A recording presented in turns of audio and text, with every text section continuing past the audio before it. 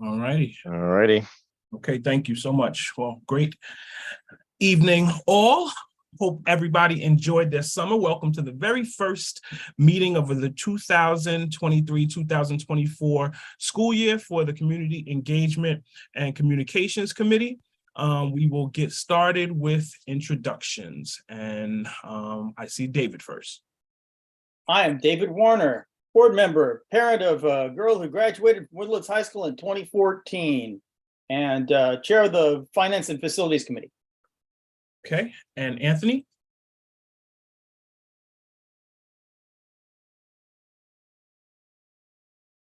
Anthony, if you're talking, you have to unmute.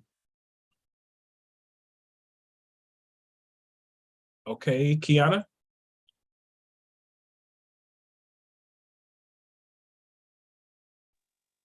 Hello, my name is Kiana Washington in transition. I am a Greenburgh board member, and nice to see everyone on Zoom.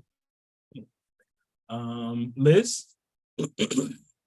Hi, I'm Liz Anastasi. I work at the Greenburgh Public Library, and I'm a member of the Hearts of Greenburgh Rotary Club too. Oh, Okay. Roy? Roy Fenichel, a parent of students at Woodlands High School. And Anthony will give you another shot. Or Michelle? Oh, hi, this is Anthony and Mr. Warrior, parents of senior at Woodland High School. Okay, well, thank you everybody for being in attendance tonight, and for all those who are watching on YouTube. We're going to start the meeting by just quickly going over the agenda. I am screen sharing. Today we'll take a quick review of the 2022-2023 highlights. We will think along the lines of what some of our committee goals are for the upcoming year. We are in fact searching for who would like to be voting members this year. So we'll be requesting folks for that. I have not gotten an update on homecoming, but I will share like the date and some thoughts that I have on how we as a community engagement committee can connect around it. David will speak on the bond. I'll talk a little bit about the village incorporation issue.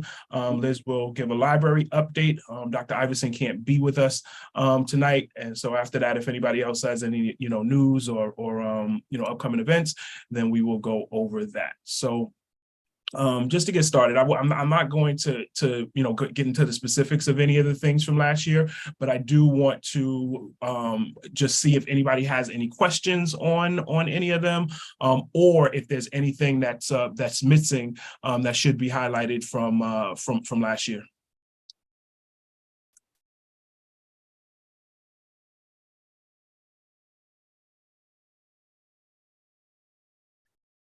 One thing just popped into my mind, but it might have been the year before. David, was the Tesla event last year, or was that the year prior? I think that was the year prior. The end of it, the spring one at RJ Bailey. That was the year prior. Okay, yeah, I think you're right. So some of these this year was the art show. Okay. Yes, the art show was there. I guess I'll just speak quickly to some of my favorite kind of components.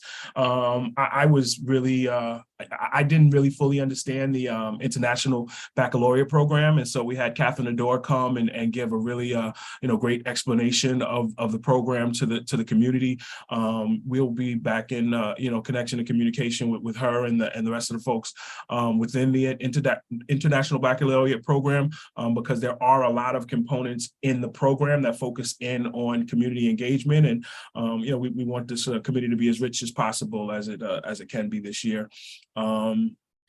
There was the Harlem Wizards game, which was a low light for me. I didn't score any points. I was fouled. I didn't get to go to the free throw line or anything.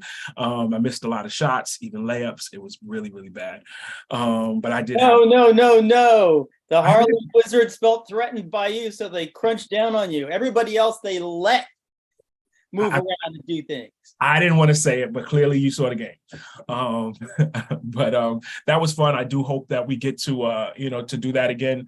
I've been working on my game. I think I will be better. But I also will be recruiting some folks that are slightly better than me, and maybe we'll be able to beat the Wizards.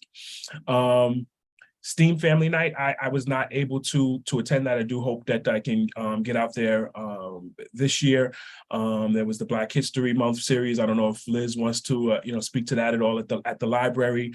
The Wise 50th anniversary was absolutely positively incredible. Just in terms of one of the things that I'm just incredibly proud of in this community is that we birthed such an incredible program called Wise, and I hope more and more people who do it wherever they realize where it was born, and it was born right here in good old Greenburgh, Woodlands High School. So the energy performance contract, Dave has given us a lot of information on that. The Fame Play showed just how talented the young folks are in our district. I said it last year. I went there like, okay, I guess I got to go and support the kids, and I was like, wow, they blew me away with how talented they were, and I'm so happy that I was able to go. And I felt the same way with the art show. When I was walking in there, I was like, wait, these are the kids things? Like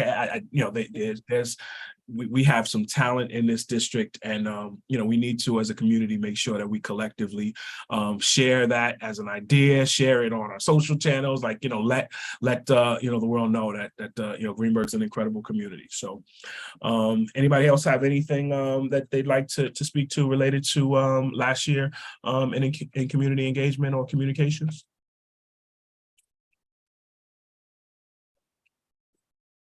All right. I was thrilled to death with the art show, because not only for the sake of the visual art, but also that we showed out that we were musically talented. And I think the town kind of ever so often somebody says, we seem to be underrating this school, but we kind of like prove it to them every year. So I'm really happy that went forward, and it came back after COVID, and I'd like to see it go forward again in this upcoming year. Okay. So that actually can walk us right into the 2023-2024 goals. David, you're an OG, when it comes to the board and community engagement and everything. With some of these incredible things that we have done and that our young people have done, what do you feel like are some ways that we might be able to get the broader community more engaged and involved? I'll stop there.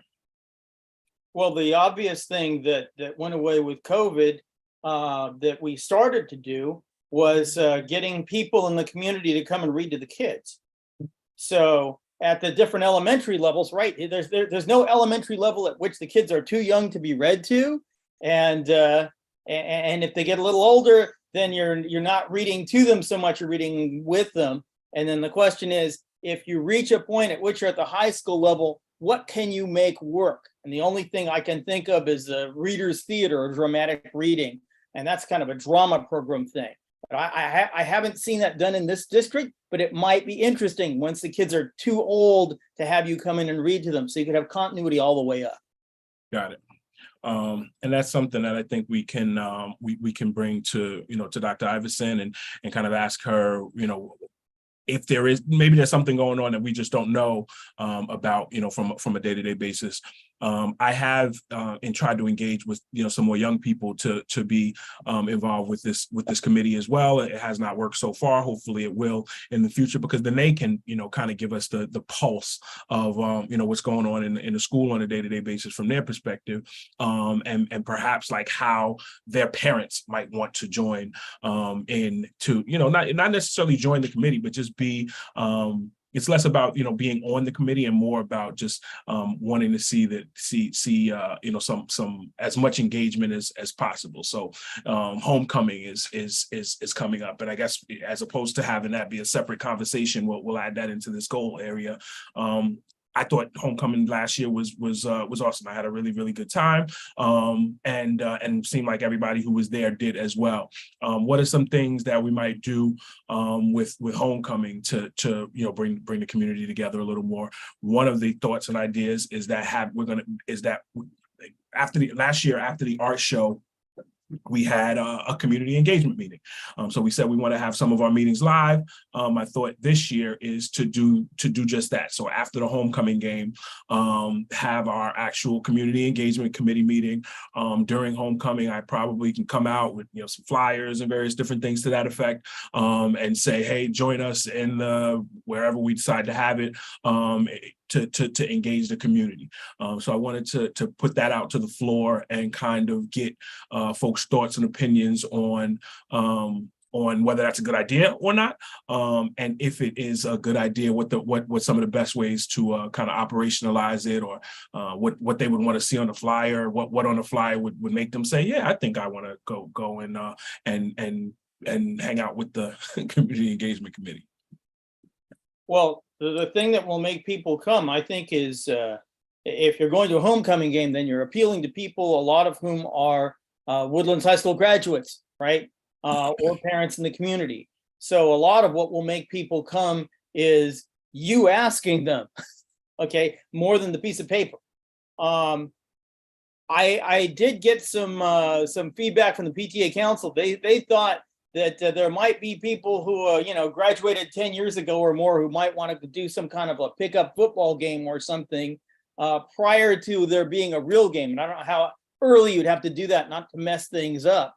But that's, getting the alumni involved is probably a good way to go with that. And it may be as simple as, here, have this flyer after the game. You might want to stop by for half an hour. And if we had a couple of things that would be a good draw if you were an alumnus, that would be good. I like it. Good evening, Jamal, and everybody. I'm just wondering, I did ask this at the PTA meeting, is there a homecoming committee? I believe there is. I am not sure who is on it. What's the? I know there's Spirit Week, and there's a group that promotes Spirit Week, and there's a class advisor for each class. I know that much. But and I know the principal of Woodlands will know. Do you know if the alumni have a committee that they put forth various activities or events during that time?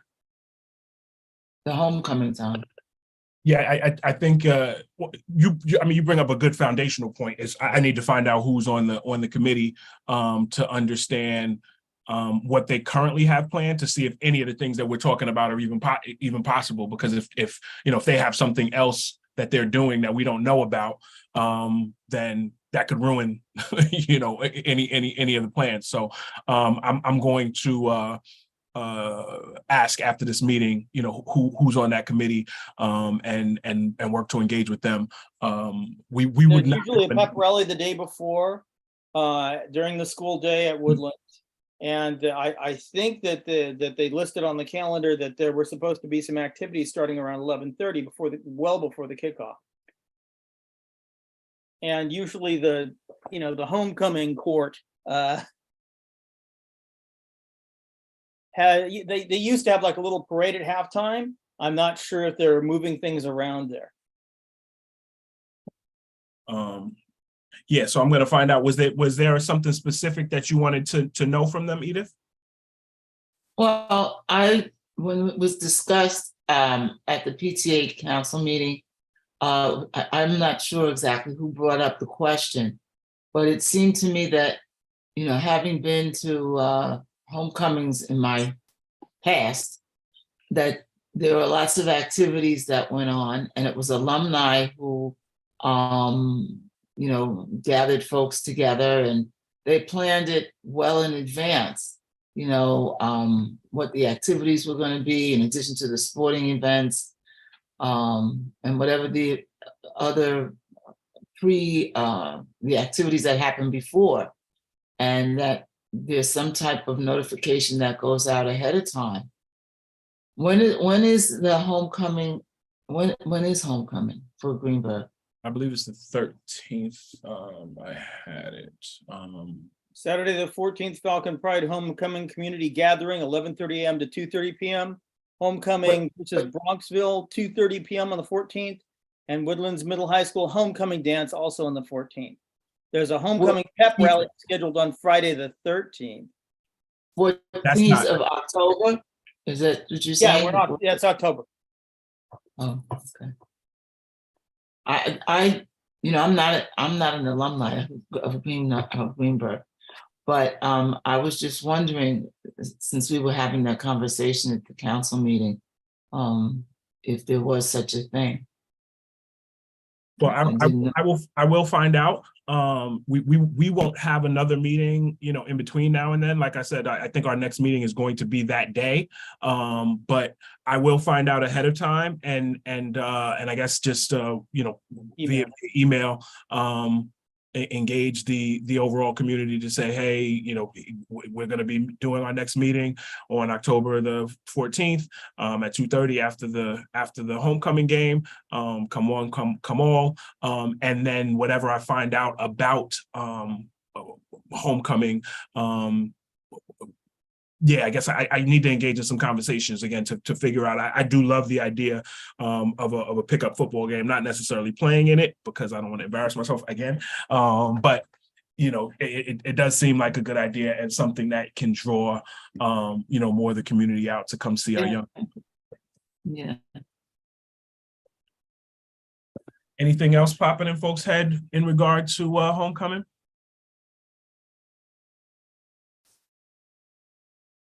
Okay. What about other goals for the committee? And we've I think, and some of this is certainly on me in terms of dropping the ball. I've tried to engage the business community a little more. Again, it hasn't been as consistent or successful as I would like. The Greenburgh, what are they called? The Fairview Greenburgh Empowerment Group. They tried this year to get the Taste of Greenburgh going again. That did not work out. I'm curious. Maybe if we start, earlier this year, because I do think that my understanding is that was a very well attended event that did bring a lot of the community together and did bring, certainly the restaurant side of the community together, which is an important part. So I would love to see that be picked up and with the support of this of this committee. Are there other things, David, that have happened in the past that where you felt like, wow, this was really, that this is what community engagement is all about? Things that you remember that just have kind of fallen by the wayside? I'll tell you again, I feel like a broken record. So we would have a night when or it doesn't matter whether it's a night or day. Usually it's got to be after work though. A night when you have all the principals, right, get together. And each of them says 5 minutes about what their school does, and the parents attend. And so then the parents who are at those transition years especially will look and say, hey, do I want to make the jump to the next school? And if they have no clue as to what's actually going on in the school, then sometimes they get scared and leave. And but if they know what's actually going on, then they're okay. So what was the name of those? What was the name of those events? It was Principals Night. Principals Night. Okay. So yeah, bring it up again. We will bring it up again. And I so some of this stuff does not necessarily have to get carved out tonight. We obviously have a small group, so if things aren't coming to mind, is that's fine. But I do think that at homecoming, like if done properly, we can get a bunch of folks in the room. My guerrilla marketing and face to face, I'm pretty good at that. I think if I can convince some folks to stay after for a deep conversation on how we really connect better as a community, so that when things like we'll discuss the bond later on, so when things like that come up, that we just have access to a more engaged and connected community.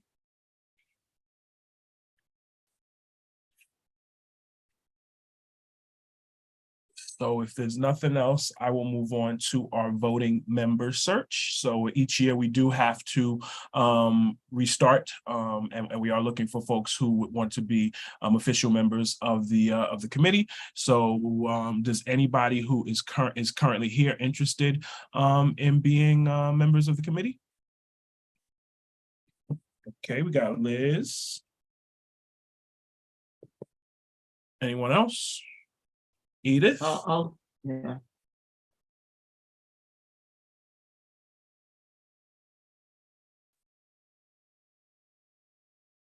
Sarah?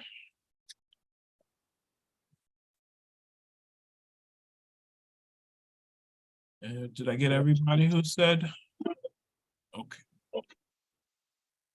Anthony or Michelle, are you trying to say something?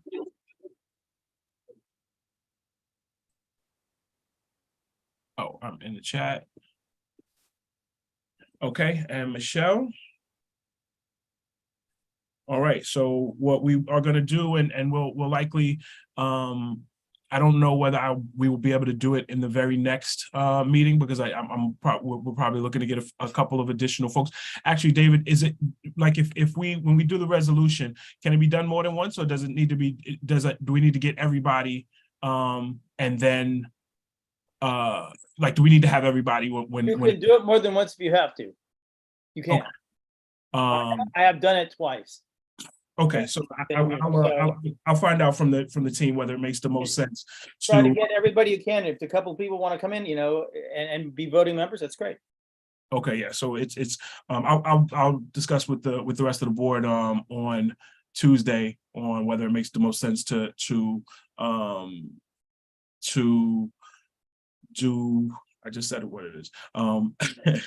If it makes most sense to do the resolution on this next board meeting or the following one. So thank you guys all for your volunteering, and we look forward to working with you throughout the course of the year. So we spoke about homecoming already, and so I am going Wait, one question. There's a set of community, there's a set of charges which I believe you can access from the district website. And we should probably look at that and see if we want to keep those charges or change them. I'm strongly in support of sort of the mission statement part of the charges. I don't know what you think of the rest of the stuff. I do have a copy of it here, but you can go look if you want.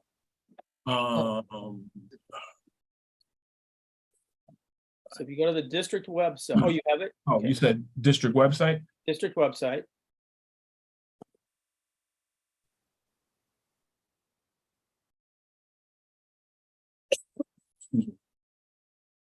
Where would I go?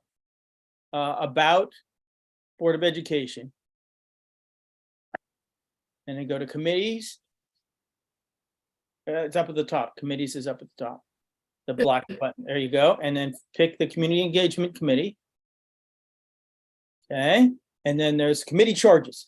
Click that. And that takes you off to board docs. And what happens is the committee of the district, the superintendent submits a set of charges for us to abide by during the course of the year. And the board passes that, approves it by resolution. There's the resolution from a previous year back in 2021. And I think it's been sitting there ever since. The question is, do we like it?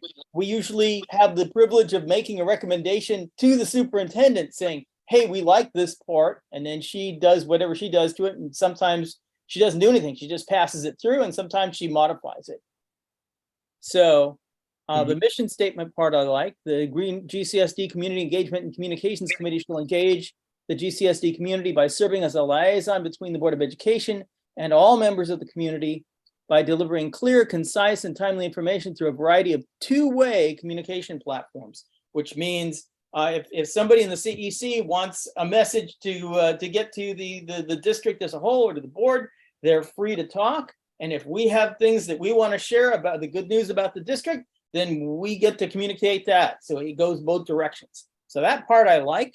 And then the charges underneath, there's a bunch of procedural stuff. You want to take a look at it? Do you think that this is appropriate for this committee? Do we want to work on these things? Make recommendations for district-wide communications policy with procedures. Make recommendations for ways to create partnerships and communications with PTAs, local business organizations, civic associations, and municipalities. Put a star by that one. I think that's what you just said. Make recommendations for a plan to implement a community-wide survey by Thought Exchange. I don't think Thought Exchange is current anymore. To gather information regarding our district to include but not limited to our students' educational experience, including effectiveness, the effectiveness of our current communications effort, student, faculty, and staff needs of the district. I believe the superintendent has conducted a survey like that, and she would be sharing it with us if she were here. And then make recommendations to continue to build community trust and strengthen perception of our school district, which motherhood and apple pie, very good. Can't argue with that. So what do you think? So right now, well, actually, I'll see if anybody else has any thoughts first.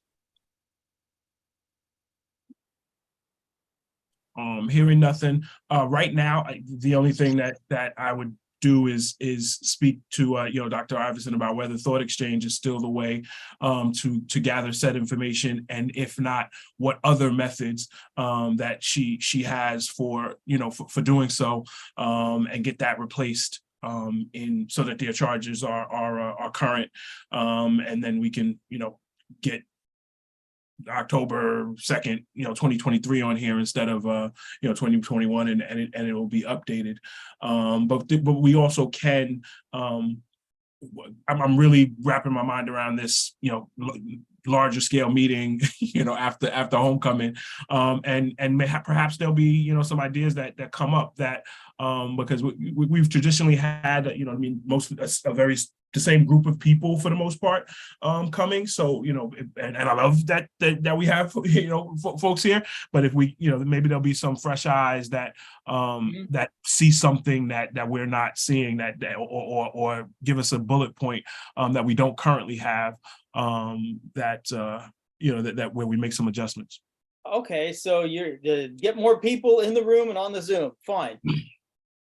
I just wanted to make a comment about the first charge, make recommendations for district-wide communications policy with procedures. I do feel like that has been kind of put into place. I feel like we're getting regular communication from the superintendent and from principals. I know that I get things weekly from all the different parts. So I don't know if we just, it seems like there is maybe this district-wide communications policy now. So I don't know if we want to just alter that somehow. I imagine that it would stay just because it says make, recommendations. So, let's say some new artificial intelligence tool, y'all know how much I like that, comes out for that significantly improves the way, then we might make that recommendation to administration. So I think that even with us having something there now, I think it's still appropriate to have the ability to continuously make recommendations to the administration. Well, I will say this: there is the superintendent has a weekly meeting with staff members who help her to get the word out, at least in one particular direction. That is, get those updates out. So she's doing whatever she's doing. So then if there's a communications policy, it's just documenting what are you already doing, so that in case later people forget what they were doing, or, as people get replaced, it's written down somewhere, right? So then you just go back to the superintendent and say, what are you doing? Keep doing it, write it down. Right. Right. So there are policies in place to make these things happen, but it's throughout all of our meetings. Perhaps other things come up that allow for it. So, but I'm going to start with a message to Dr. I around Thought Exchange, and then we'll revisit this the committee charges in the next meeting. Okay.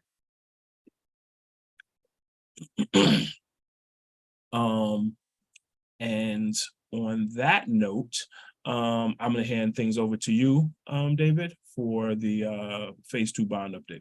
Okay, can you bring up the PowerPoint? Sure.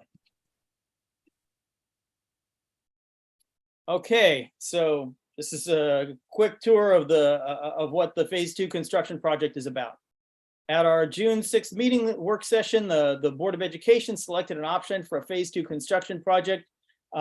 We drew it from items in the building conditions survey that were high priority, and we concentrated on building envelopes. Water is the enemy. We want to keep our buildings watertight so that none of the stuff inside is damaged.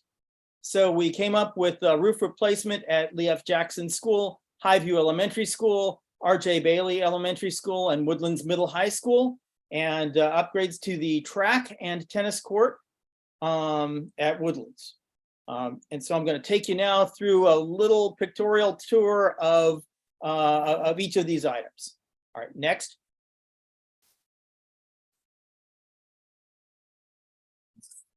Okay. Lee F. Jackson School. So we're going roof by roof here. Lee F. Jackson School was built in 1959. There have been some attempts at fixing some things, but most of the roof is believed to be the original roof.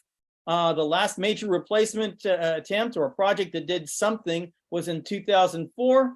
The building conditions survey rated the roof as a whole as unsatisfactory. If you look in closer, there are cracks, there are leaks, there are drainage issues. Next. Okay. Highview was built in 1955. It was expanded in 1965. The last major attempt at major replacement was in 2004 until very recently, and it was rated as unsatisfactory. Again, leaks. We had this previous phase of construction, which was mostly about ventilation and COVID and all that, but Highview already had relatively good ventilation. The furnace was ancient, but the ventilation was good. So we wanted to spend about the same amount of money on each school in terms of equity. And so we looked, and it had the worst part of the worst roof was the east wing. So we started a construction project. We didn't have enough money to do the whole thing, but we did the east side. So you see the crane there, and that they're laying things on part of the roof. The roof prior to the construction was all this built up stuff that you see over on the left-hand side. Next slide. Okay, so then you're looking now at the school from the backside, the side furthest from the parking lot. The white part of the roof is the new EPDM, the new roof that if there weren't so many trees overshadowing things, we would be able to put solar panels on. But it's in place now, and you can see in the slide on the right that you have sort of the new part of the roof, and then out towards the parking lot is the front of the building, the old part of the roof. So now we have an east wing that has a new roof and a west wing that needs a new roof. So we're having a partial roof replacement for Highview. All right, next slide. R.J. Bailey, built in 1929 with an addition in 1939. For the building conditions survey, the last major replacement attempt was in 1993. It's rated as unsatisfactory. Again, cracks and leaks. This one is another one where things are being broken into two pieces. So part of what we have had, if you've ever looked at the auditorium, right now they pulled out all the broken seats and the asbestos tile and all that needed to happen. But we want to fix the roof before we use the money that the state has so graciously given us to fix up the auditorium. And we're in the process of, you notice that there's part of the roof is a flat roof and part of the roof has shingles on it. And that's the tall part with the towards the front, towards the street side. And under that tall part of the roof, on one side is the auditorium, and on the other side is the gymnasium. And we've got a separate project that we've got enough money to take care of that part so the auditorium won't leak, but that leaves all the rest of the roof. So phase 2 is supposed to take all the flat part of the roof. Kiana, did you want to make any comments on this? Okay. Next, Woodlands. Woodlands is a simpler case, built in 1962 with additions in 1968 and 1979. The last major roof replacement was in 1978. So things just, the patches and patches and patches on patches, and the rating was unsatisfactory. So there's a lot of flat roof and a lot of roof work to be done here. Next slide. Then the track, the Woodlands High School, middle high school track. You may notice we have a halfway decent AstroTurf football / soccer field there in the middle, but the track around the edges is asphalt, and it gives you shin splints. That's why that's not, modern tracks usually aren't made of asphalt anymore, because you can injure yourself on them. And so we want an upgrade, and we got some money from the state to partially offset the cost of doing that. And so we're going to go, we'd like to go forward with that if the voters approve. All right, then next, the Woodlands tennis courts. You may see that the surface is not in very good condition. We inquired from the U.S. Tennis Association whether we could get any funding there, and we get a small amount of funding, but our architects looked at it, and I don't know if you can see from this, if you closed in on a little bit, there are all these cracks underneath, and so the underlying sort of foundational stuff under the surface is not good. So we're going to have to take it out and put it back in. And so basically it's a complete rebuild. If we're lucky, we'll get 4 courts out of it, but right now there are 3, and we're guaranteed at least the 3. And so we folded that in. Okay. So now those are the things that we targeted for this bond. And we'll look at the funding just a little bit. So we have, first, we have the chart on the left that tells you that the Leaf Jackson roofing required $2.4 million. The Highview, just the west side roof, is $3.1 million. RJ Bailey North Side roof is $1.2 million. The Woodlands roof is $5,250,000. The track will, in addition to being rubberized, will be 8 lanes, so that's $1,175,000. And the tennis courts are $500,000. So the total cost of the project of all the stuff we want to do is $13,625,000, but we don't want to bond that much. But we have other sources of funding. So we had a repair reserve fund with some money we built up over the last few years, but these are not things that qualify as repairs. These things are too big to qualify as repairs. They're replacements. So the board has transferred $3.5 million from the repair reserve to the capital reserve, and then the public needs to vote to release that. And then, as I said before, through Senator Andrea Stewart Cousins, we got a $500,000 grant to partially offset the cost of the track. So if you take 3.5 million and 500,000, that's a total of $4 million. If you subtract $4 million off of that 13.6 million, you end up with $9,625,000.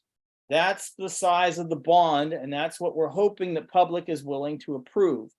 The estimated taxpayer impact would be slightly over 21 cents per $1,000 of assessed value, maybe 21 1/3, for an average home valued at $558,100. That's the average home value in Greenburgh. The yearly tax impact would be about $119. It's mostly about the roofs and a little bit about the athletic stuff. So approximately 88% of the project is for roof replacement. So that's what the project is about. Those are the costs. Now, we've made some efforts to inform the public, to communicate with people about this upcoming bond. We have a one-page bond communication flyer posted on the district website and social media. Go to our website and look for the menu item proposed bond and click that, and you'll see it. Copies of we sent a full list to our district stakeholders with a letter message requesting that they post and share it. Copies have gone to the Finance and Facilities Committee. Copies have gone for community residential developments. And there are attempts in certain cases to try and get people to allow us to give presentations if they want us to. Larger version of the flyer are being printed and posted in stores. The summer newsletter included information on the bond was mailed to every household in the district. The superintendent and assistant superintendent for business are scheduling meetings upcoming to present on the bond. The presentations will be broadcast on channel 33 and 77. Weekly messages will be distributed online until the date of the bond. That's the 17th. A smaller postcard version of the flyer will be mailed to all Greenburgh residents in September as a final reminder closer to the vote in October. Does anyone want to make any additional suggestions on what we can do to publicize this thing? Any ideas? David, all the pictures were really amazing at like showing why exactly we need all these roofs and what year they were replaced. Is that available somewhere? So post the pictures. I got these from Lisa today, so I can have it posted on the website and Yeah, social media. I think that would be great. And then we can kind of point people who are interested in looking more at that, you know, in addition to obviously having the one pager. Okay. Yeah, we can put it under the same menu item. Very good. And also, David, one quick question. Will there be like a robocall, just calling all the parents and family in Greenburgh just to inform them and remind them of the bond, the date when we're going up for this bond, so they can come out and really support the district?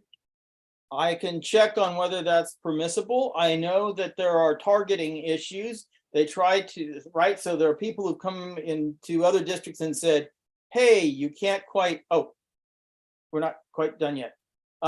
You have to tell everybody, you can't just tell the people most likely to vote yes. So the question is that we'll check and see if a robocall is okay, or if we need to, if we can blanket it to everybody so the whole world hears about it. I think the PTA was trying to make some kind of they were negotiating with someone at the county level who had a list that would get all the voters in Greenburgh. So I don't, that's not us doing that. So there may be ways that can happen. Okay. So let's just go to the one last slide. Those are the flyers. Okay, go ahead. The vote is Tuesday, October 17th. Polls will be open from 7 a.m. until 9 p.m. The vote is at Woodlands Gymnasium, 475 West Hartsdale Avenue. For more information, contact the district clerk for information on voter registration and absentee ballots. The district clerk is Christine DeFrancesco, KDIFRANCESCO at greenburghcsd.org. Her phone number, 914-761-6000. That's the district number. Her extension's 3114. There. Right. So yeah, we can't tell you how to vote, but I know how I will be voting. In terms of the village and corporation issue, I know many of you guys have heard that Edgemont is looking to remove itself from Greater Greenburgh, and there is a Saving Greenburgh coalition who continues to fight and send information out to Kathy Hochul, the governor, in an attempt to make sure that everyone within Greenburgh gets to vote on this, and not just the folks that are in Edgemont. So in my next outreach, I will actually have a link to the information that they are providing, and yeah, I will provide that in my next outreach to the committee. This is something that they've been working on it for quite some time. It's seeming that there's still going to be some time before we have any answers on it, but it is something that should be on folks' radar as something important to our community and our schools in particular. I can give you a couple of contact emails, because I've been waiting for that link too, but so Dr. Carol Allen is part of the leadership team, and she can provide information. You can email her at carolballenmd@yahoo.com, CarolBallenMD, because she's a doctor, @yahoo.com, or you can contact Saving Greenburgh Coalition, no spaces, @gmail.com. and you can call 914-288-0041. And the Senate bill that's under review there is S7537. Thank you for that, David. I do have an update from Liz. Liz, you want to share what you mentioned to me in email? Oh, sure. Thanks, Jamal. Yes.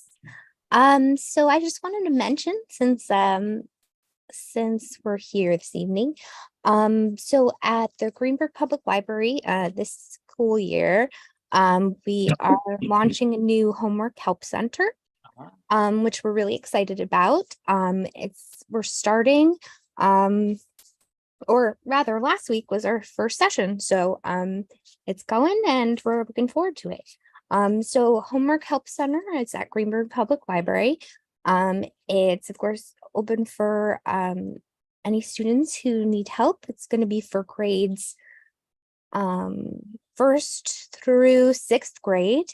And we have a great teacher who's going to be helping, coaching students with their homework, study help, practicing reading. And in addition to our teacher, we're also going to be having team volunteers who are going to be helping students as well. So if you have teens who are looking for community service hours for school or whatever they may need them for, it's a really great opportunity for volunteering, because it's a lot of fun and very rewarding to work with the kids. And if you need homework help for your younger ones, it's a great opportunity. So far, we're going to be having it Tuesdays at the library from 5 to 7. And it's drop in, you come in, get help with homework, and anything else that you may need. So I'm going to send, Jamal, if you don't mind, I'll send you a flyer and everything if you wouldn't mind passing it along. And if you know anybody who needs homework help, we're the place. Another option. This is wonderful. Is there contact information, like a phone number or an email or something? Yes. Let me put it in the chat. Would that be good? Sure. And the flyer will have all that information as well, Liz, and also we'll have information on how young people can get their community service hours too. Yes, absolutely. I'll send all of that info. And if you have teens who want to volunteer at the library, that's one of the options. We have volunteering all year for students with all different kinds of projects, but this one's new, so I figured I'd kind of plug it. So I'll send the info, and I'll put my email and phone number and website in the chat if anybody has questions. Got it. Awesome. All right, thank you for that, Liz. And in terms of the meeting schedule this year, I think we're gonna be going like kind of month to month. It's gonna be difficult to I'm going to be doing a bunch of traveling and stuff, so it's going to be difficult for me to know right now and commit to dates. So hopefully that's okay with everybody. If it's not, then we can lock some things in, and then if I'm unavailable, other folks will have to I guess step up to facilitate the meeting. So I guess I should have asked that as a question as opposed to making it a declarative statement. So does anybody have any thoughts on that? I like having regular meetings. And if I don't get on your calendar, something else will take it. So I want to get on your calendar, but it needs to be your calendar. So if you already have things that are blocking you out, I'd rather you go look at your calendar and figure out how to work around those, and I will adapt to you because I have more time than you do, I think. But I want you to come up with some meeting dates. Okay. Point taken.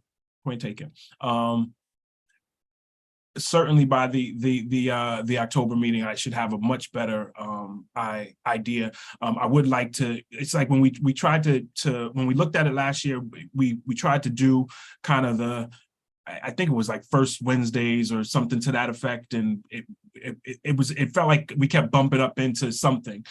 So I would like to potentially have something like that, but It's better have it and change it if you have to. touche. Not have it at all. Touche. All right. Does anybody else have any other news or upcoming events or questions or comments or things that we should be thinking about in regard to this committee?